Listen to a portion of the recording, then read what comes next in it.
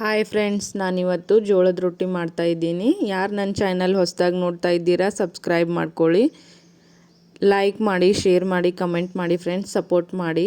ಜೋಳದ ರೊಟ್ಟಿ ನಾನು 2 ಥರ ಮಾಡೋದನ್ನು ತೋರಿಸಿದ್ದೀನಿ. ಒಂದು ಲಟ್ಟಿಸ್ ಮಾಡ್ಬೋದು, ಒಂದು ತಟ್ಟಿನೂ ಮಾಡ್ಬೋದು. ಬನ್ನಿ ಫ್ರೆಂಡ್ಸ್, ಯಾವ ಥರ ಮಾಡೋದಂತ ನೋಡೋಣ. ಮಾಡುವ ವಿಧಾನ: ಒಂದು ಬೌಲ್ಗೆ ನಾನು ನೀರು ಕುದಿಯಲು ಇಟ್ಟಿದ್ದೇನೆ. ನಾನು ಸ್ವಲ್ಪ ಹಿಟ್ಟು ತೊಗೊಂಡಿರೋದ್ರಿಂದ ಸ್ವಲ್ಪ ನೀರು ತೊಗೊಂಡಿದ್ದೀನಿ. ನೀವು ಎಷ್ಟು ಹಿಟ್ಟು ತೊಗೋತೀರಾ ಅದಕ್ಕೆ ನೀರು ನೋಡ್ಕೊಂಡು ತೊಗೊಳ್ಳಿ. ಹಿಟ್ಟು ಕಲಸೋದನ್ನು ನಾವು ಗ್ಯಾಸ್ ಮೇಲೆ ತವೆಯನ್ನು ಇಟ್ಟಿದ್ದೀನಿ ಕಾಯಲು. ಈಗ ಹಿಟ್ಟನ್ನ ಚೆನ್ನಾಗಿ ನಾದ್ಕೊಳ್ಳೋಣ. ಬಿಸಿ ಇರೋದ್ರಿಂದ ಅದನ್ನು ಸ್ಪೂನ್ಲೆ ಸ್ವಲ್ಪ ಕಲಿಸ್ಕೋಬೇಕು. ನಂತರ ಸ್ವಲ್ಪ ಸ್ವಲ್ಪ ಹಿಟ್ಟನ್ನ ಬಿಸಿ ಇರುತ್ತೆ ಅದಕ್ಕೆ ಈ ಥರ ಕಲಿಸ್ಕೋಬೇಕು. ಸ್ವಲ್ಪ ನೀರನ್ನು ಮಿಕ್ಸ್ ಮಾಡ್ತಾ, ತಣ್ಣೀರನ್ನು ಮಿಕ್ಸ್ ಮಾಡ್ತಾ ಈ ಥರ ಕಲಿಸ್ಕೊಳ್ಳಿ. ಈ ಥರ ಹದ ಬರುವವರೆಗೂ ಕಲಿಸ್ಕೋಬೇಕು. ಜಾಸ್ತಿ ತೆಳ್ಳಗೆನೂ ಮಾಡಬಾರ್ದು, ಗಟ್ಟಿನೂ ಮಾಡಬಾರ್ದು. ಈ ಥರ ಕಲಿಸ್ಕೋಬೇಕು. ಹಿಟ್ಟು ಈ ಥರ ಚೆನ್ನಾಗಿ ಕಲಿಸೋದ್ರಿಂದ ರೊಟ್ಟಿ ಮೆತ್ತಗಾಗುತ್ತದೆ ಮತ್ತು ತುಂಬ ಸಮಯ ಇಟ್ಟು ತಿನ್ಬೋದು. ನೋಡಿ ಫ್ರೆಂಡ್ಸ್, ಈ ಥರ ಹದ ಬಂದಿದೆ ಹಿಟ್ಟು. ಈಗ ಅದನ್ನು ರೊಟ್ಟಿ ಫಸ್ಟ್ ನಾನು ತಟ್ಟಿ ಮಾಡೋದನ್ನು ತೋರಿಸ್ತೀನಿ, ನೋಡ್ಕೊಳ್ಳಿ. ಈ ಥರ ಗೋಲ್ ಮಾಡಿಕೊಂಡು ಈ ಥರ ಕೈಲಿ ಸ್ವಲ್ಪ ತಟ್ಟಬೇಕು. ನಂತರ ಈ ಥರ ತಟ್ಟಿ ಸ್ವಲ್ಪ ಅಗಲವಾಗುವವರೆಗೂ ಒಂದು ಕೈದಿಂದ ತಟ್ಟಬೇಕು.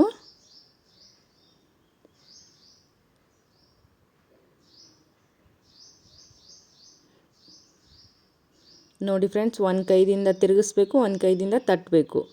ಈ ಥರ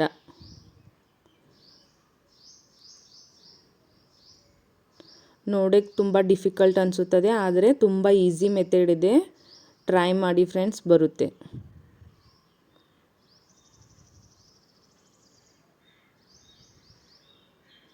ಒಂದು ಕೈಯಿಂದ ಈ ಥರ ತಿರುಗಿಸ್ಬೇಕು, ಒಂದು ಕೈಯಿಂದ ತಟ್ಟಬೇಕು.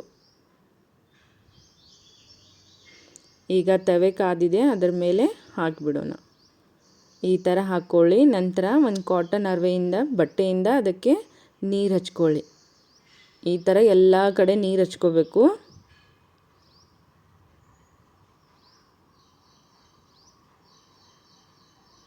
ಈ ಥರ ನೀರು ಹಚ್ಕೊಳ್ಳಿ.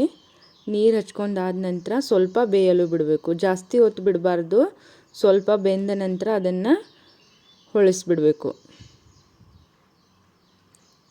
ಈ ಥರ ಹೊಳಿಸಿ ಫ್ರೆಂಡ್ಸ್, ಇಲ್ಲಾಂದರೆ ಅದು ಬಿರುಕು ಬಿಡುತ್ತದೆ.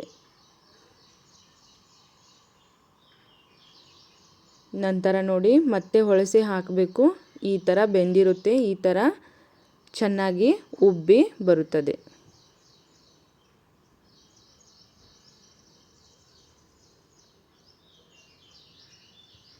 ಈ ಥರ ಚೆನ್ನಾಗಿ ಬೇಯಿಸ್ಕೊಳ್ಳಿ.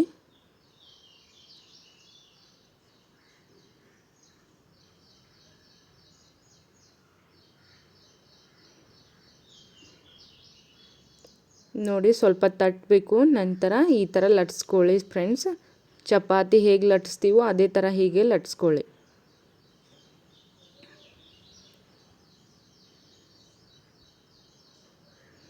ನಾನು ಎರಡೂ ರೀತಿ ತೋರಿಸಿದ್ದೀನಿ. ನಿಮಗೆ ಯಾವ್ದು ಅಡ್ಜಸ್ಟ್ ಆಗುತ್ತೋ ಆ ಥರ ಮಾಡ್ಕೊಳ್ಳಿ.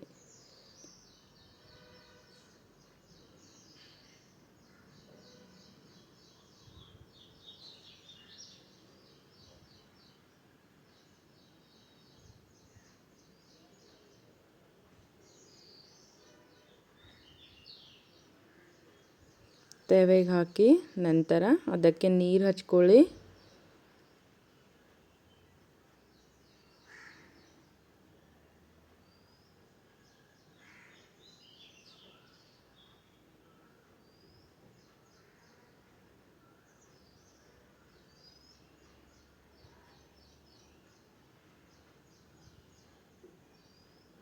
ಈ ಥರ ಸ್ವಲ್ಪ ಬೇಯಬೇಕು. ನಂತರ ಅದನ್ನು ಹೊಳಿಸ್ಬಿಡಿ.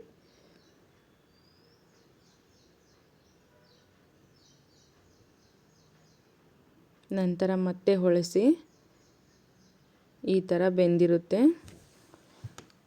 ಹೊಳಿಸಿದ ಮೇಲೆ ಈ ಥರ ಉಬ್ಬಿ ಚೆನ್ನಾಗಿ ಬೆಂದು ಬರುತ್ತದೆ.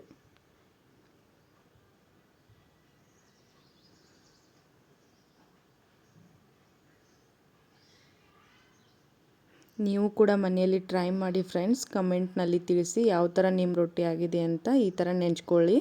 Thank you.